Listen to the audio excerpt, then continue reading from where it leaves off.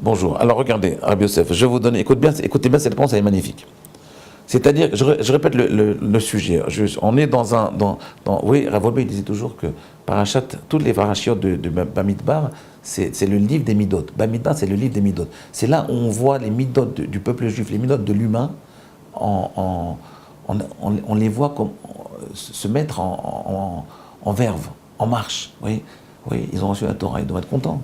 Mais non, ils sont jaloux, ils sont un peu suspicieux, ils ont envie d'avoir des femmes, ils craquent les types. Et on nous dit l'origine de tout, toutes ces fautes-là, la faute des explorateurs, comme ça Rabbi Yochanan nous dit, la faute des explorateurs, la jalousie de Korach, le fait d'être entraîné, de ne pas avoir de libre arbitre, le fait de pouvoir être attiré par Bilam, par les femmes de Balak, l'idolâtrie, toutes ces fautes, elles proviennent d'un seul principe, parce qu'au moment où ils ont quitté le Sinaï, ils sont partis en courant, comme un enfant qui quitte l'école.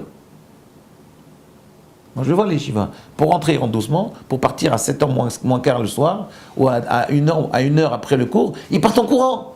Ils vont manger en courant, ils n'ont pas très faim, ils ont faim peut-être, mais c'est pas possible. Et pourquoi ils partent en courant? Pourquoi chaque fois qu'on étudie la Torah, ils partent en courant? C'est bizarre. Eux encore, mes élèves encore, je comprends. Mais Moshe Rabbeinu, ils ont entendu Moshe Rabbeinu parler, dire les 10 commandements, ils ont entendu Dieu dire les 10 commandements. Ils sont morts, ils sont ressuscités. Pourquoi ils partent en courant? Qu'est-ce que ça veut dire? Traduisez-moi ça, Rabbi Yosef. Je vous laisse. Pourquoi ils partent en courant? Et pourquoi cette faute-là, c'est une faute? Et pourquoi cette faute-là, elle entraîne toutes les autres fautes? Des midot, je parle. De fautes de midot. Je vais vous dire pourquoi. C'est parce qu'en réalité, la Torah, elle est anti-nature. Et que l'homme, même l'homme juif, par définition, un homme juif, un homme, il n'est pas attiré par la Torah. Et la Torah, ça le stresse. Regardez combien de gens étudient la Torah. La Torah, ça le stresse a priori. Écoutez bien, c'est ce que je vous dis. La Torah, ne mettez pas ça en titre. Parce qu'après, ça va me faire des histoires. Mais écoutez bien ce que je vous dis, parce que c'est la vraie vérité. Vous savez que Rav Wolbe disait, il appelait ça Koach Hazarut. Il y a une force d'étrangéité en l'homme qui lui donne envie de repousser la Torah. C'est ce qui s'est passé même chez les plus grands, la génération la plus élevée qu'on ait connue dans l'histoire, qui est la génération du Sinaï. Même cette génération qui ont connu Moshe Rabbeinu, ils ont eu une réticence de l'acceptation de la Torah. Pourquoi c'est comme ça? Parce que l'homme, il est matériel. La nature humaine, elle est matérialiste. Et donc la nature humaine, du fait qu'elle est matérialiste, elle repousse a priori la Torah. Et le travail que nous on doit faire, écoutez bien Rabbi Yosef, le travail essentiel que nous on doit faire, c'est d'arriver à dépasser cette réticence naturelle vers la Torah et de commencer à l'adopter. Il faut le faire d'une façon intelligente. Si on le fait d'une façon trop puissante, trop forte, ça crée une réaction inverse. Ça crée une frustration. Il faut y aller doucement, il faut y aller dans le plaisir, dans la hana, il faut y aller dans le kiff. Il faut étudier la Torah avec plaisir, pas trop vite, pas trop puissamment. Pourquoi? Pour qu'on puisse l'adopter. Vous voyez? C'est comme un homme, il veut boire un très bon vin. Il boit le vin, on lui donne du vin à boire. C'est amer. Moi, jusqu'aujourd'hui, j'aime pas le vin, parce que je trouve ça amer.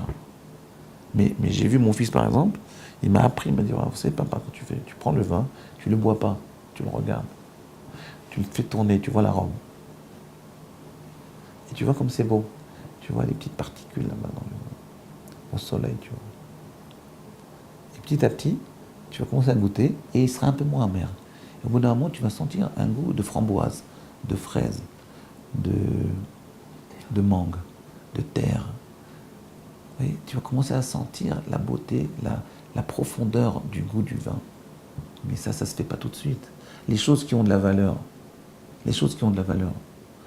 on ne peut pas les apprécier tout de suite. Si on les apprécie tout de suite, alors ça ne vaut rien. C'est bidon, c'est superficiel. Vous comprenez, Rabbi Yosef? C'est superficiel. C'est ce qu'il me disait toujours à Volbe. Il disait, quand vous sortez d'un cours, vous êtes impressionné. C'est qu'en réalité, ce cours, il est superficiel. Un vrai cours, il doit vous laisser réfléchir. Il doit vous laisser pantois, kex. Je n'ai pas vraiment bien compris. Et la tête, elle continue, le cerveau, il continue à réfléchir après. Ça, c'est un vrai cours. Ça, c'est un bon cours. À demain.